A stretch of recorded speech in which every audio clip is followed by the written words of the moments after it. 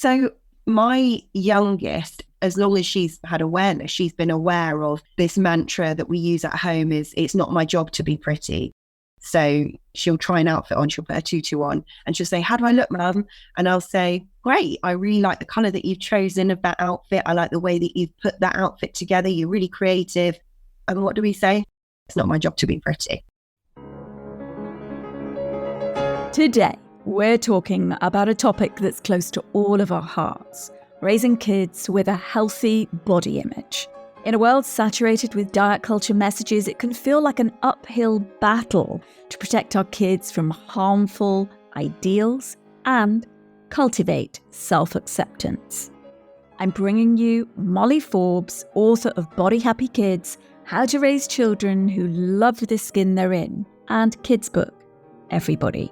She's a passionate advocate for body positivity and a wealth of knowledge on navigating these tricky waters. The problem with diet culture is I think that it's almost invisible. It's so normalized and it's so insidious and it's around us. It's almost the air that we breathe. So it's one of those things that you don't always realize exists. But then when you do start to notice it and you start to realize it exists, you realize it's everywhere.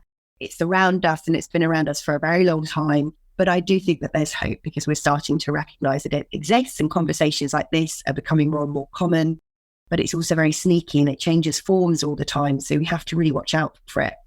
So maybe that's where we could start in terms of like, where does this insidiousness live, kind of typically live? Because there's so many places, aren't there? But where are the most common ways that it sits and we don't necessarily realize?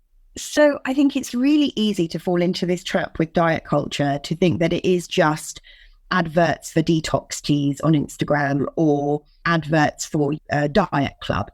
But actually, diet culture is much bigger than that. Those are the more obvious forms that it can take. But basically, it's a system of oppression.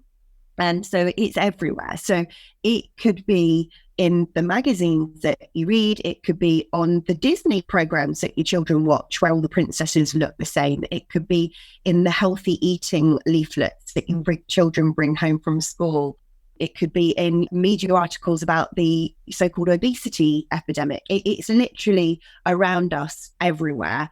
And so that's kind of what makes it hard to spot. But I think the most obvious places when it comes to children, we don't want children to grow up thinking that they have to be beautiful in order to be valued. They have to look a certain way to be considered pretty and worthwhile and important.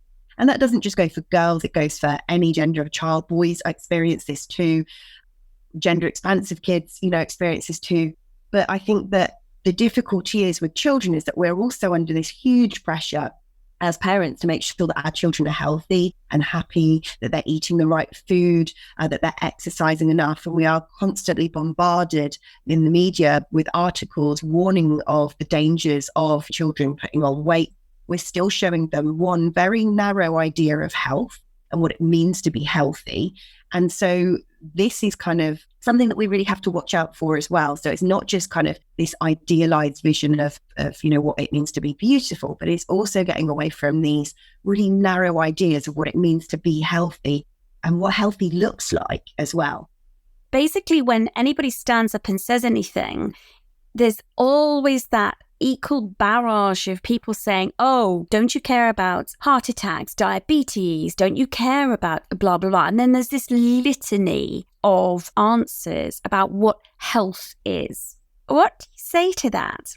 It's that, but what about health question, isn't it? Yes. It comes up time and time again. It's that whole, well, yeah, I don't want my children to, feel bad about themselves. I want my children to be confident and happy and have, really high levels of self-esteem. But what about health?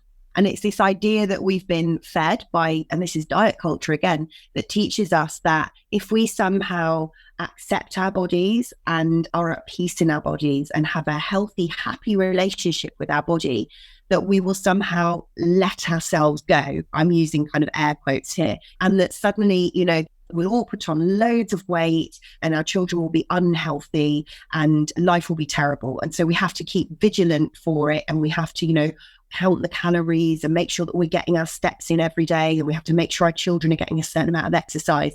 And it's something that we have to really control. And actually, health is so complicated. I mean, first of all, there's a huge amount of evidence that shows that actually, all the things that we've been told about weight and health are not necessarily as straightforward as we might think.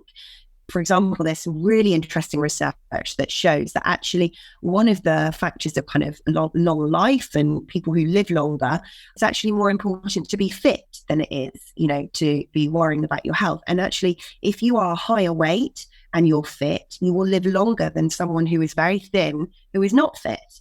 So actually, we have to kind of relearn what we know about this.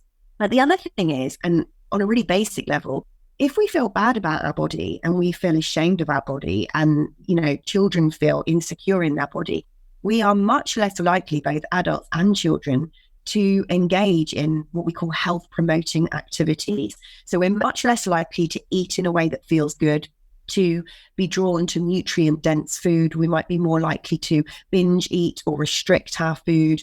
We're also much less likely to engage in movement. If your children, for example, who feel embarrassed about their body or insecure in their body, whether they fit that, kind of ideal of what a good so-called good body looks like or not, are less likely to take part in sports. They're more likely to bunk off PE. And so actually, if we care about improving the health of the nation and improving the health of the children, we need to get away from these conversations about weight. Get away from this idea that health looks a certain way and start talking about behaviors. And the way that we engage people in health promoting behaviors is to make them feel good about themselves and talk about how these behaviors will make them feel rather than, how it will make them look. And so actually, if you care about health, absolutely, feeling good about your body and accepting your body, regardless of what it looks like, is really, really, really important. I wanted to know how all this translates into our daily lives with our children, especially on those days we feel out of sorts with our own bodies. So even if you're having a really bad body image day and you can't stand to, the sight of yourself in the mirror, not voicing that in front of your children is just a really positive thing that you can do. Just being really neutral about your own body. And actually, there's a huge amount of research to show that one of the best ways that you can make children feel good about their body is to accept their body as it is. And they will obviously role model you accepting yours. But if you can just avoid the negative chat around bodies, avoid the, if your jeans don't fit you, avoid going into meltdown in front of your children, avoid talking about diets, avoid commenting on other people's bodies, even celebrities who you think look amazing.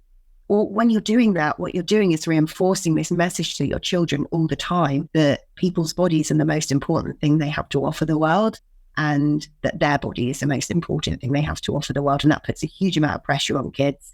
And obviously, when their body doesn't fit up to the ideal of what they understand to be beautiful or healthy, they feel bad.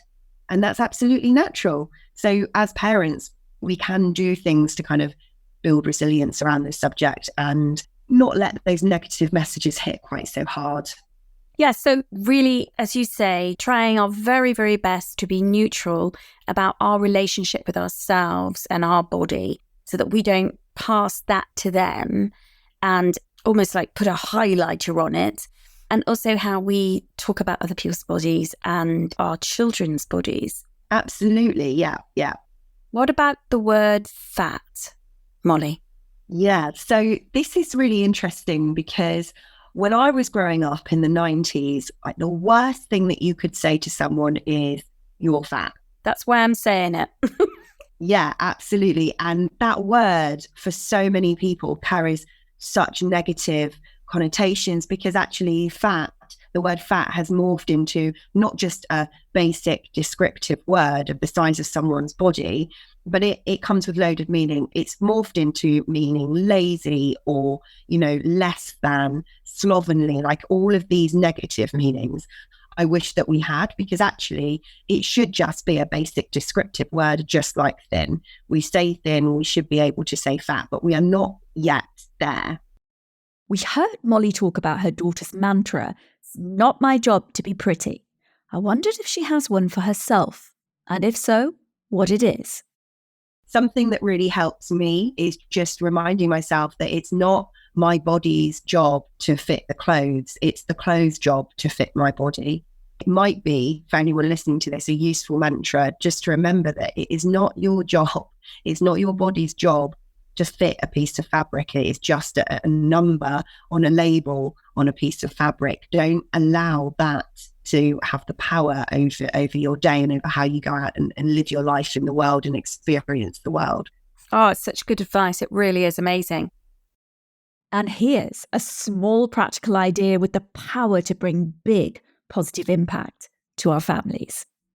So there's some really interesting activities you can do, for little ones in circle time, complimenting. You can do like a compliment circle, which is a really cute thing where you get them to kind of give each other a compliment. And that really builds children up, and that can really build body image resilience, because they ultimately, if you're giving, beauty or health or whatever appearance, the power to build children up, and you're complimenting children in the right way, it also has the power to make them feel bad. So if we can find new ways to build them up, they will place less value on that external kind of shell that they live in, and think that, whether they meet that ideal or not, they are a good person and they're worthy of respect and love and kindness.